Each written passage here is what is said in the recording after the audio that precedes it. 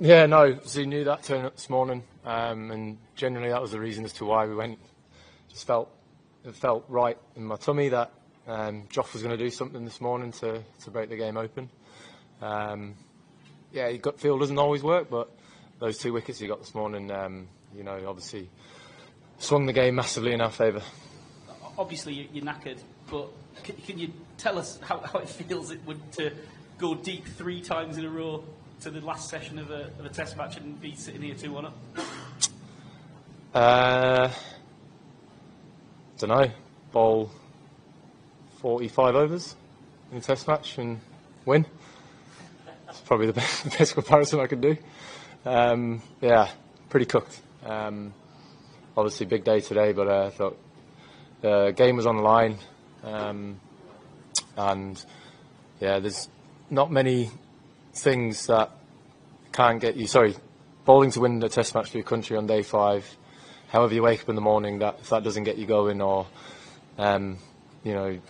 get you up for going out there and putting in for your team, then I don't know what will. And can you tell us about the chat at tea? Obviously, Bash had been off the field. He'd barely played a part in the game for a couple of days. He wasn't out there doing all those hard yards. What was the chat between you working out if he was ready to step into the game and win it?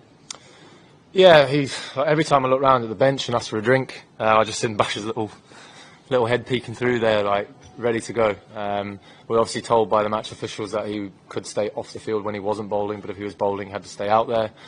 And look, we obviously threw a lot at their batting line-up today with seam.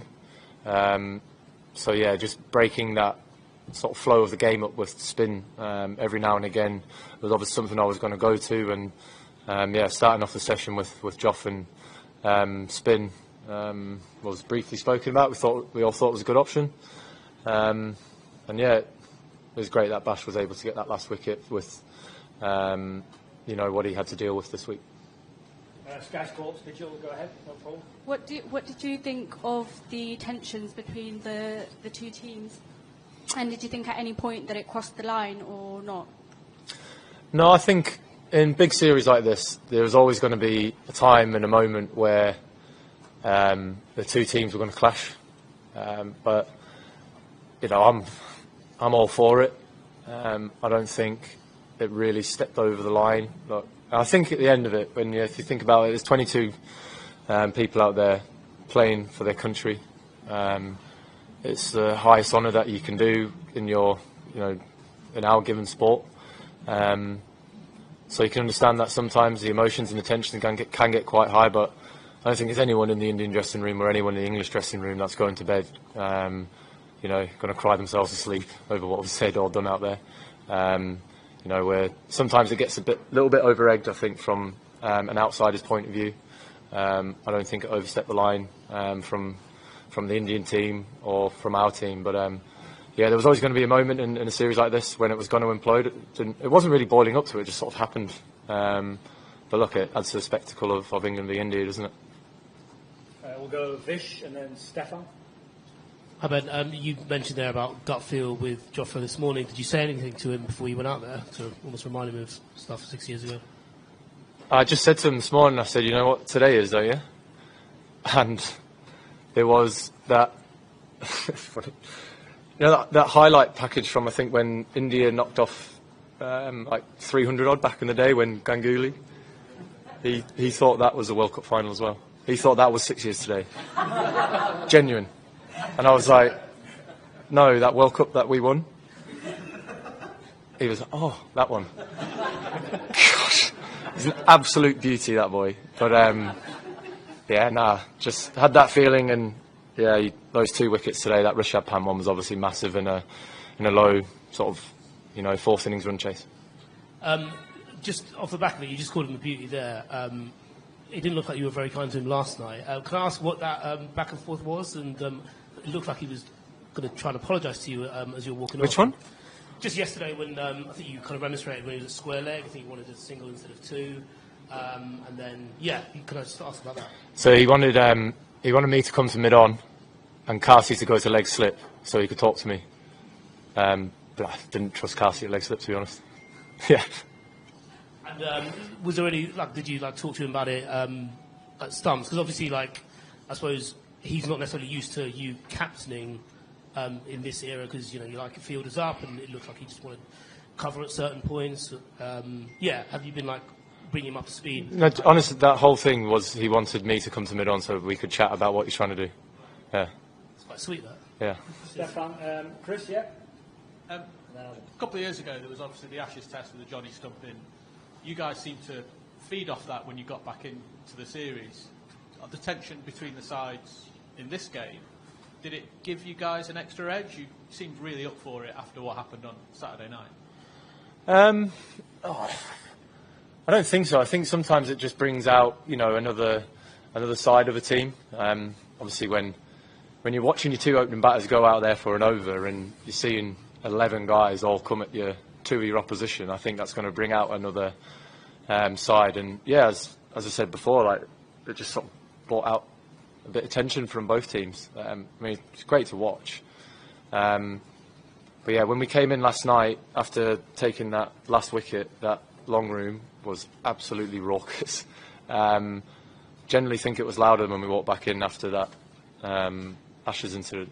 But that was more cheers and excitement last night as opposed to the boos coming out when the Australia game was here. And how bad is Bash? Are we likely to see him again in this series? Yeah, it's not good news for Bash. Very disappointing for us as a team and for him. Big shame, but I think the courage that he showed to go out there and bat at the end for us, and willing to sit there on the bench waiting for his moment to come on and bowl. I think just proves how much it means to everyone who gets the opportunity to put the shirt on. That not even a couple of breaks is going to stop anyone getting out there. Chris, Adam, and then two on this side here, please. Go ahead. Ben, there's been quite a few special moments for this team over the past 3 years or so, but I just wondered, does this win rank as one of your most satisfying as captain? I don't know. I think for me, winning on day 5 by 22 runs like we did is probably one of the most subdued celebrations I've ever been on for an England win. Just didn't have a lot to give, to be honest, there with the celebrations. So it's a weird one. I mean, obviously it's a great game. It's a close game. You'd think I should be saying yes, but it's just quite hard to quite get my head around it at the moment, if that makes sense. Just because I've obviously put a lot in over the last 2 days. So when you're physically and emotionally tired, it's hard to properly feel it. I reckon in 2 days' time I'll be pretty pumped. Just pretty knackered at the moment, to be honest. But obviously very happy that we've managed to get the win. I heard you say on TV that you're probably going to spend the next 4 days in bed. Yeah. Just check in, you're pretty confident you're going to be up at it and bang up for Manchester? Oh yeah, I'll be absolutely sound for Manchester. It's a big break. Obviously was pretty tired after Headingley. But yeah, after we walked off the field there, sort of whole new level of tiredness hit. Look, and it's obviously different when you. I've been in games like that before, not as a captain. Where I've been given the ball to run in and try and bowl the team to victory. But then now, obviously, adding on to the decision making around bowling changes, field placings, how I feel we're going to get this win. Obviously there's the physical element of bowling in the 4th innings, but then it shouldn't be underestimated how the emotional and mental tiredness does also get you as well. Adam, and then we'll finish with 2 here, and then we're done. Thank you. Hi Ben, you've obviously shown massive belief in Bash and he's had a tough series, a tough week. How nice was that just for his confidence, and assuming obviously we're not going to see him again for the rest of the series, is a good way to finish? I don't think it's confidence is anything to worry about with Bash. He's very confident with his abilities, he's very confident, comfortable within this team. But look, I think what an amazing feeling for him to be able to take that wicket there, and obviously with his hand in the state that it's in, amazing. Very proud of the way that he went about the rest of the week after having to come off the field. I think there would be a lot of people who might not necessarily have been brave enough to go out there and face, Bumrah, and then also put himself up for, wanting to get out there and bowl and help his team. Last two here. Ben, just want to ask that how much bowler Ben Stokes listened to Captain Ben Stokes when he was, delivering the 7 overs in a trot, 8 overs in a trot. They kept showing us Brendan McCullum's face. He was just trying to send some messages to, Tim Saudi. So, they were always showing this. So, is there a communication between the Captain Ben Stokes and bowler Ben Stokes when you were, continuously coming up with spells after spells? You're trying to say we've got a little man on my shoulder or something? No, I think, look, obviously yesterday,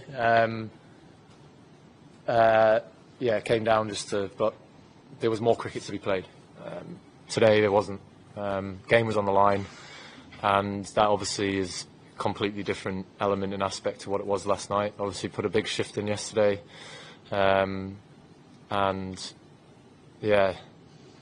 today was it was going to be my decision when I stopped bowling. As soon as I felt like I was not the person to break this game open or take the wicket, that's when I decided, right, enough's enough. Change the bowlers up, because look, although I felt threatening for most of the day, when batters are in, they feel more comfortable against whoever it is.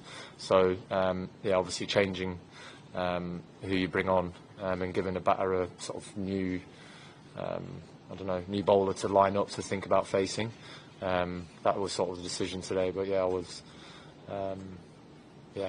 trying to bowl and win a game for my team. Last one, Mike, please. Last 2 or 3 years, Ben, we've obviously celebrated a lot of blazing hitting, and quite rightly so, but in games like this, does it make you appreciate even more the measured approach of someone like Root, top scorer in both innings, faced most balls in both England innings, and he must have virtually honours board to himself in the dressing room now, hasn't he? He should do, definitely. That's his 9th, is it, or 800? 8th? Yeah, he seems to be doing the first man to do this a lot for England at the moment. It's amazing to be in a dressing room with greatness.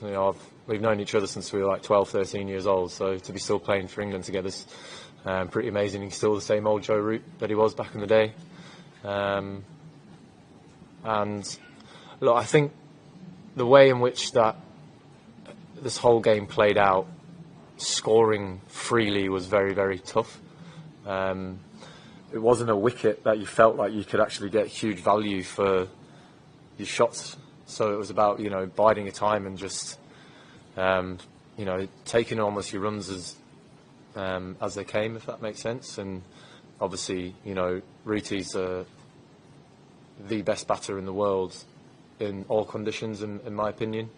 He read the situation very, very well, as did, I thought, Ollie Pope as well. It was very clear that it wasn't going to be one of those wickets where you could, play those big drives on the up or get out of the ball because of how slow it was. And obviously when the ball went a little bit softer, it became even harder. But then when it came to batting in the 3rd innings, it was a completely different game with that new ball. It was interesting test match to be a part of as a batter, with the amount of changes that the wicket sort of threw at you. But and even again, that 3rd innings, we honestly felt that 190 runs was going to be very, very tough to chase down because of how that wicket had changed. The invariable bounce, some keeping low, some going through the top. So we were actually very confident that we had a good score, but we knew we would have to bowl well.